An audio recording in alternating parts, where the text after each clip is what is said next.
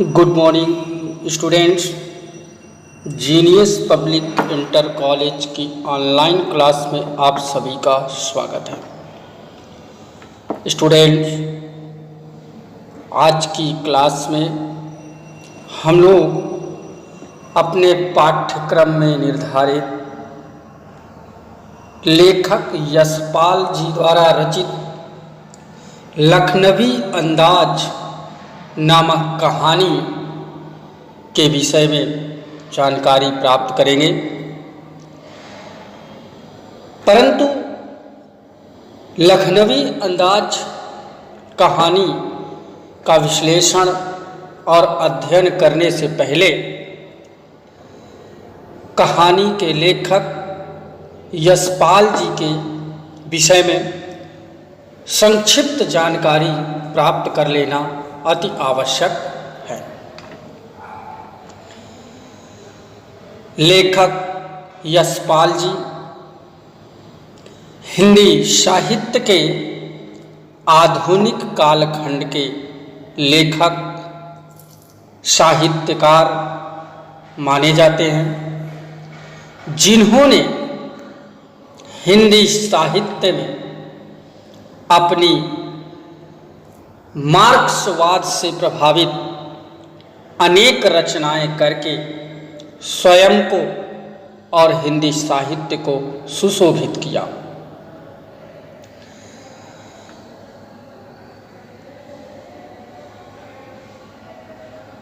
यशपाल जी का जन्म 3 दिसंबर 1903 ईस्वी में पंजाब के फिरोजपुर छावनी में हुआ, जो साक्ष्य और जो पुस्तकीय ज्ञान के आधार पर प्रमाणित तिथियां प्राप्त होती है, उसके आधार पर यह कह सकते हैं कि यशपाल जी का जन्म 3 दिसंबर 1903 ईस्वी को पंजाब राज्य के फिरोजपुर छावनी में हुआ था। इसके पश्चात इनके जीवन परिचय के विषय में जानकारी प्राप्त कर लें तो जो साक्ष्य प्राप्त होते हैं, जो आचार्य द्वारा विदित जानकारियां प्राप्त होती हैं, उनके आधार पर यह निष्कर्ष निकलता है कि इनके जो पूर्वज थे वे हिमाचल प्रदेश के कांगड़ा जिले के निवासी थे। अर्थात इनकी जन्म स्थली फिरोजपुर के छावनी में और इनके पूर्वजों का निवास हिमाचल प्रदेश के कांगड़ा जिले में था। यशपाल जी के पिता का नाम हीरालाल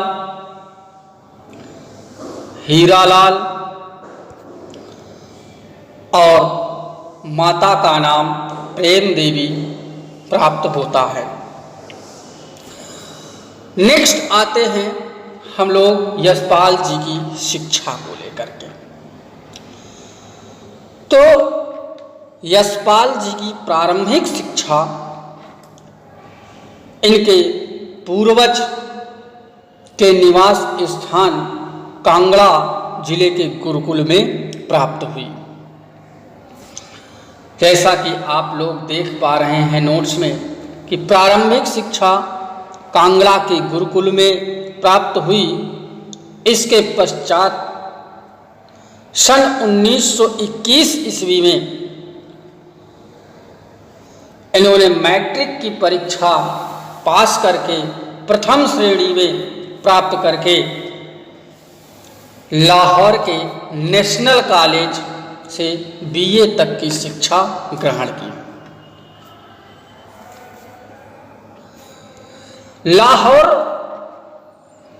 जो कि तत्कालीन समय में भारत का एक हिस्सा था, भारत का ही एक स्थान था, परंतु भारत पाकिस्तान के विभाजन के पश्चात लाहौर पाकिस्तान के हिस्से में चला गया, जो आज वर्तमान समय में पाकिस्तान देश के अंतर्गत आता है।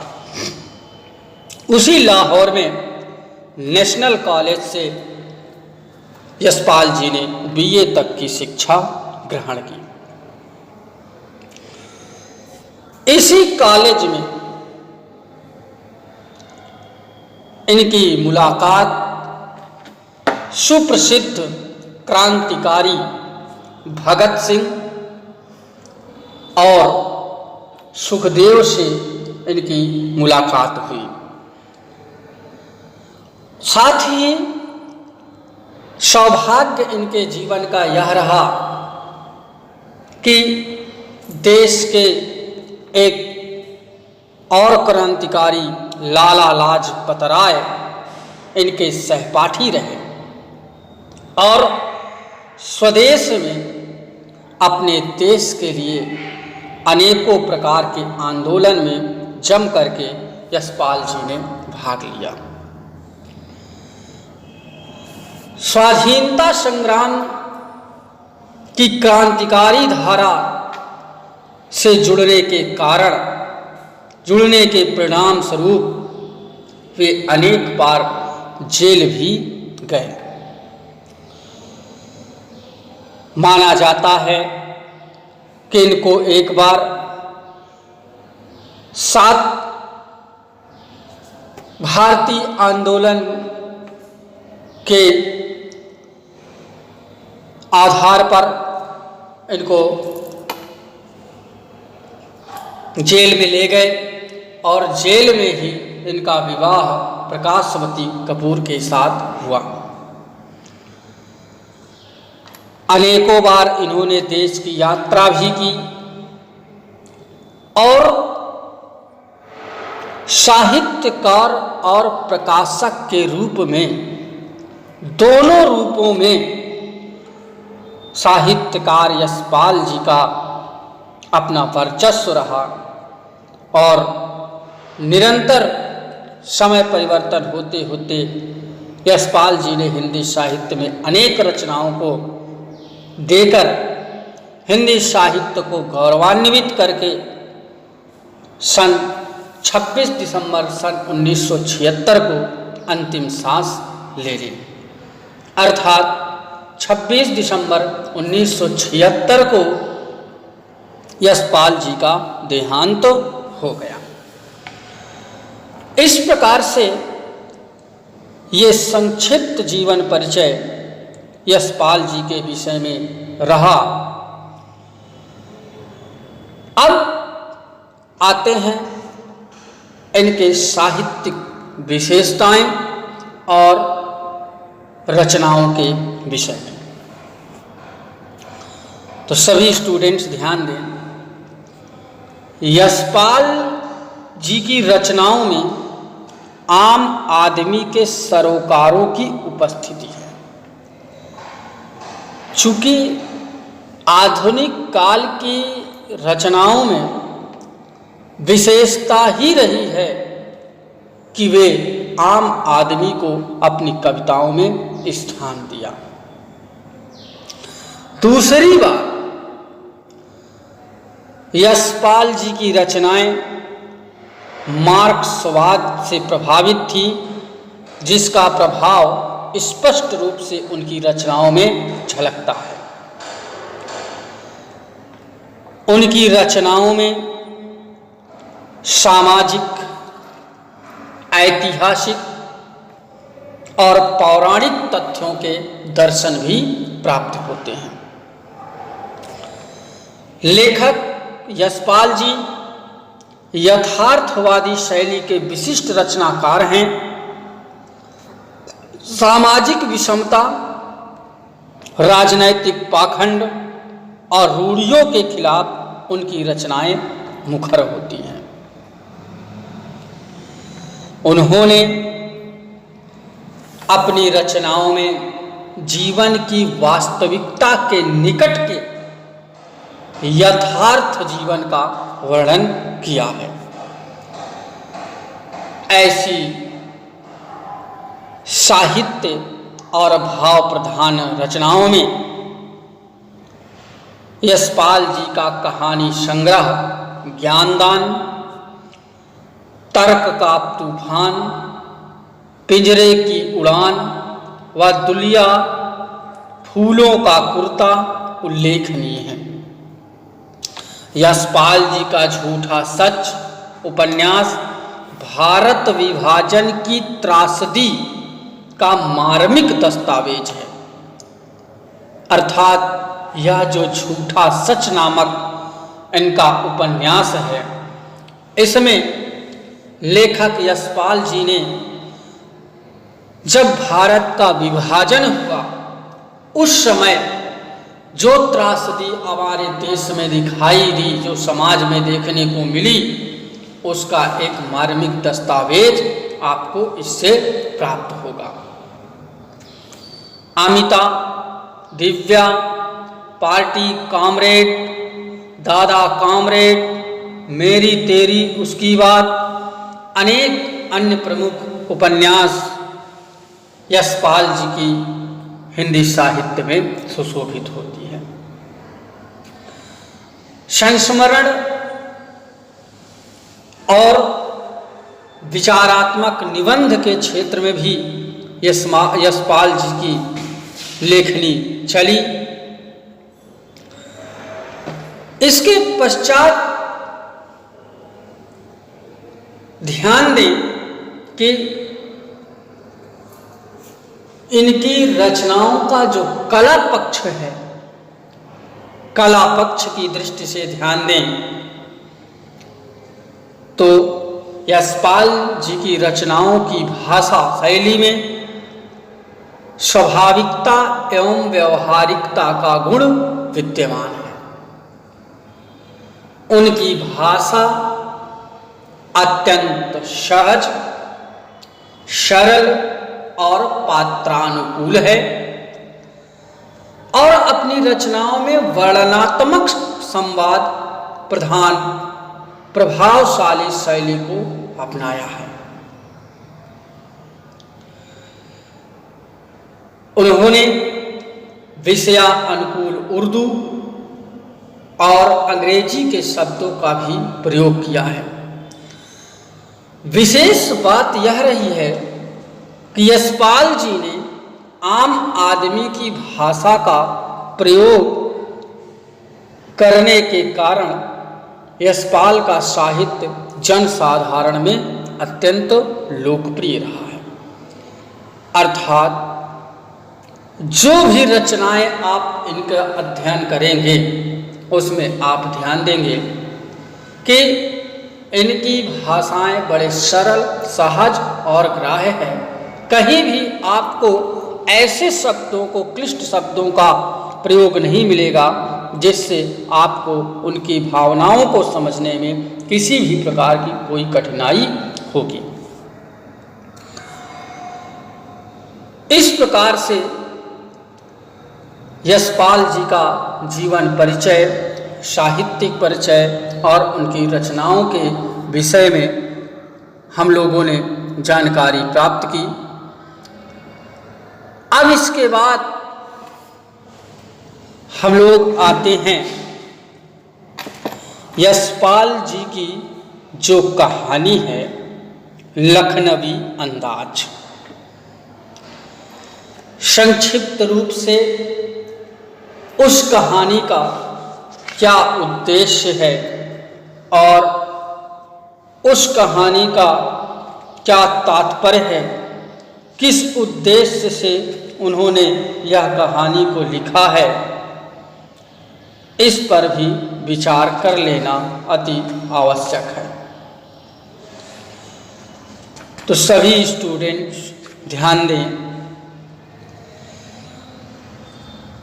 कि यशपाल जी की जो कहानी लखनवी अंदाज आप लोगों के पाठ्यक्रम में रखी गई है। यद्यपि इस कहानी के माध्यम से लेखक का जो उद्देश्य रहा है वह यह सिद्ध करने का प्रयास था कि बिना विचार और बिना कथ्य के कहानी नहीं लिखी जा सकती है,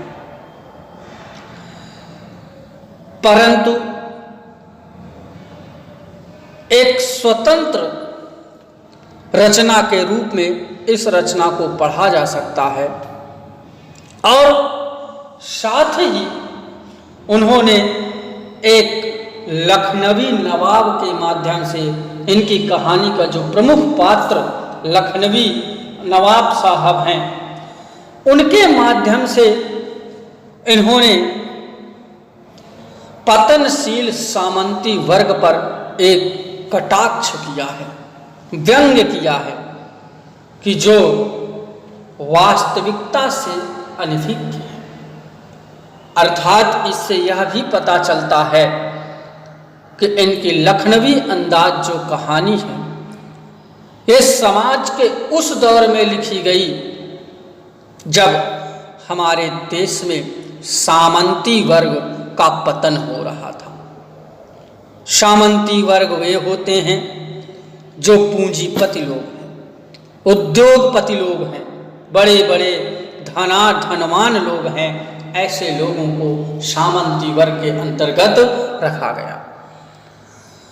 समाज के अनेकों प्रकार के आंदोलन और प्रयासों के परिणाम स्वरूप सामंती वर्ग समाज से धीरे धीरे पतनशील की ओर बढ़ रहा है।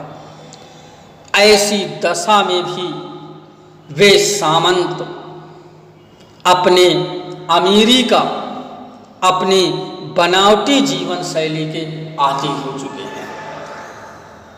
इस कहानी में इसी वास्तविकता को दर्शाया गया है कि वे सामंती वर्ग के लोग अपनी वास्तविकता से अनभिज्ञ हैं और बनावटी जीवन शैली जीने के आदी हो गए होंगे।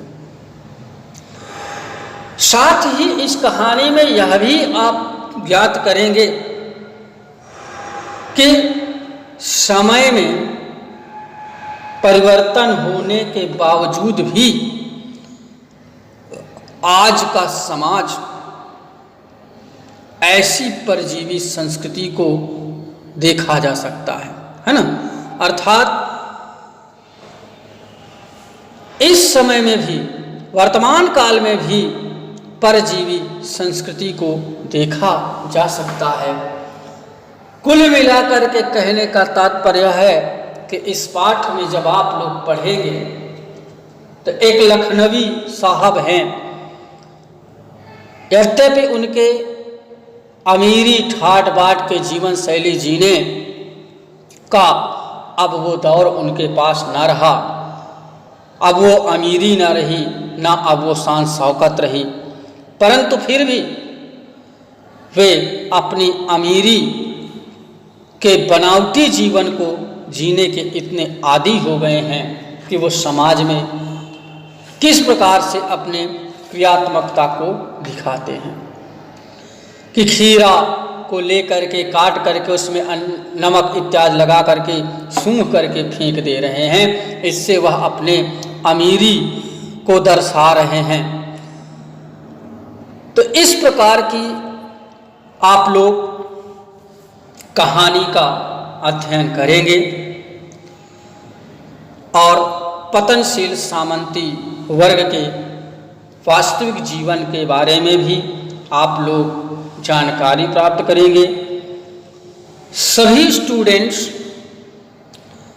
कल की क्लास के लिए आप लोगों को करना क्या है कि आप लोग यशपाल जी के जीवन परिचय को और यशपाल जी द्वारा रचित जो कहानी लखनवी अंदाज है उसके विषय में आप लोग एक बार अवलोकन कर लीजिएगा, अपना वाचन कर लीजिएगा समझ लीजिएगा, ताकि आप लोगों को चैप्टर समझने में किसी भी प्रकार की कोई समस्या ना आए। कल की क्लास में हम लोग यशपाल जी द्वारा रचित लखनवी अंदाज कहानी को विस्तृत रूप में अध्ययन करेंगे और धीरे धीरे निरंतर उनकी कहानी को आगे की ओर बढ़ करके हम लोग उसका समापन करेंगे। और यशपाल जी द्वारा उसमें जो भावनाएं हैं, यशपाल जी ने जो तत्कालीन समाज में जो समाज का दृश्य दिखाया है उसका हम लोग अध्ययन करेंगे। तो सभी स्टूडेंट्स कल की क्लास में मिलते हैं। Have a nice day.